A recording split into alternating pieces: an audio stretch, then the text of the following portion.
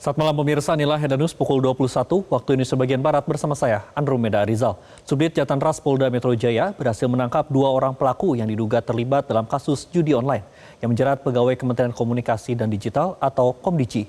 Keduanya tiba di Terminal 2F Bandara Soekarno-Hatta, Tangerang, Banten. 2 pelaku yang diamankan adalah MN dan DM. MN sebelumnya masuk dalam daftar pencarian orang atau DPO. MN berperan sebagai penghubung antara bandar judi DG para pelaku lainnya.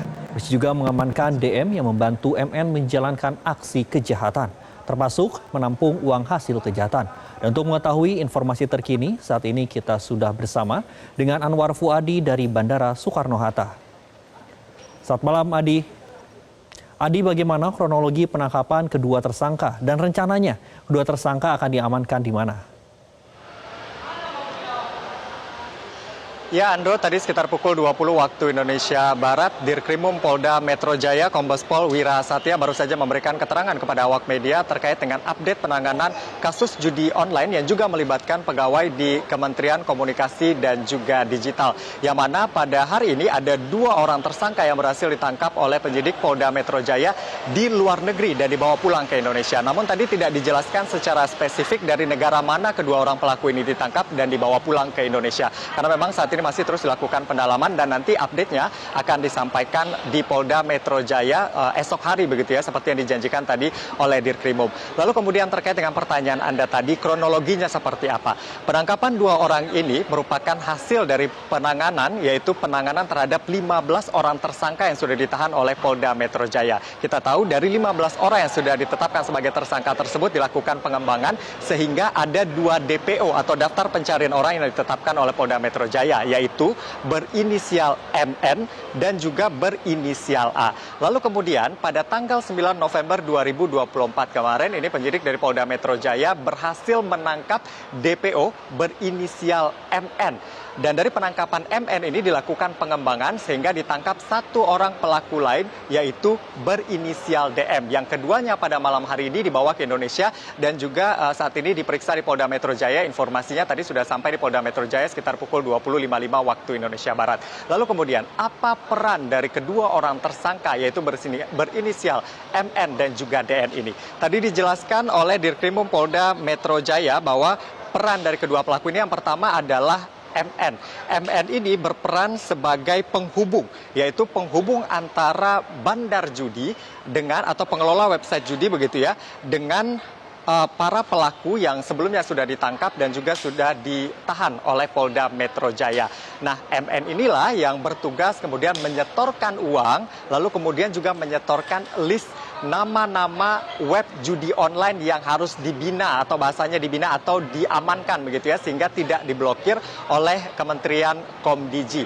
Dan inilah yang kemudian lolos dan bisa dengan bebas beroperasi hingga saat ini. Itulah peran dari MN. Lalu kemudian peran dari tersangka DM ini tadi dijelaskan oleh Dirkrimum adalah yang membantu tindak kejahatan yang dilakukan oleh MN, termasuk juga menampung uang hasil transaksi yang dilakukan oleh MN ini. Itu adalah peran dari kedua pelaku yang tadi sudah berhasil dibawa ke Polda Metro Jaya. Nah, dari penangkapan 2 orang tersangka ini tadi dijelaskan juga ada sejumlah barang bukti yang berhasil diamankan, yaitu berupa uang cash sebesar 300 juta rupiah. Lalu kemudian di rekening ini juga ditemukan uang atau tersimpan uang senilai 2,8 miliar rupiah. Dan saat ini Polda Metro Jaya melakukan pemeriksaan mendalam, pemeriksaan intensif terhadap keduanya untuk pengembangan kasus ini sehingga nantinya bisa diberikan keterangan yang lebih komprehensif lagi kepada awak media. Karena tadi prinsipnya adalah penjelasan awal saja begitu ya terkait penangkapan 2 orang tersangka yang ditangkap di luar negeri ini.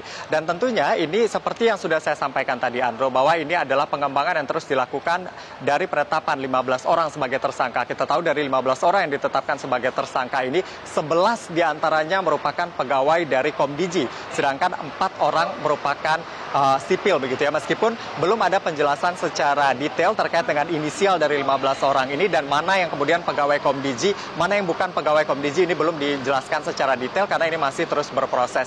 Namun untuk kedua orang ini tadi kami sempat menanyakan kedua orang yang dibawa ke Indonesia pada hari ini dipastikan merupakan orang sipil, bukan merupakan pegawai dari Komdiji. Tadi disampaikan juga bahwa ini adalah upaya bersih-bersih komitmen dari kepolisian untuk terus melakukan bersih-bersih judi online yang sebenarnya sudah digaungkan sejak lama, namun tidak pernah selesai. Ternyata salah satu masalahnya adalah pegawai dari Komdiji yang harusnya bertugas untuk melakukan pemblokiran terhadap situs judi online ini malah memanfaatkan hal ini untuk melakukan tindak kejahatan lain, yaitu kemudian melindungi website-website tertentu yang menyetorkan uang kepada mereka. Sebelumnya telah disampaikan juga oleh Polda Metro Jaya bahwa dari 15 orang yang sudah ditetapkan sebagai tersangka ini, jumlah barang bukti yang diamankan ini cukup fantastis, bahkan mencapai 73 miliar rupiah. Belum lagi sejumlah barang bukti lain berupa kendaraan, bahkan sebagai logam mulia yang juga berhasil diamankan. Sehingga ini mereka tidak hanya dijerat dengan UU ITE tentang judi online, namun juga akan dikenakan pasal berlapis. Salah satu pasal lain yang akan dikenakan kepada mereka adalah terkait dengan TPPU atau tindak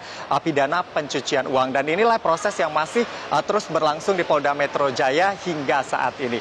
Dan kalau kita lihat begitu ya, untuk komitmen pemberantasan judi online ini sudah disampaikan langsung oleh Prabowo Subianto, lalu kemudian juga Presiden Prabowo, lalu kemudian di Polhukam juga sudah ada desk yang menangani terkait dengan judi online dengan leading sektornya adalah Kapolri. Jadi sebenarnya tidak ada alasan lagi untuk backing-membacking kong kali kong, sehingga ini benar-benar harus bisa dituntaskan untuk pemberantasan judi online yang memakan korban banyak masyarakat begitu ya. Dan kita akan tunggu prosesnya, kita akan tunggu keterangan lebih lanjut dari Polda Metro Jaya yang dijanjikan akan disampaikan esok hari. Andro. Baik, terima kasih Anwar Fuadi melaporkan langsung dari Bandara Soekarno-Hatta. Selamat kembali bertugas. Jelajahi cara baru mendapatkan informasi. Download Metro TV Extend sekarang.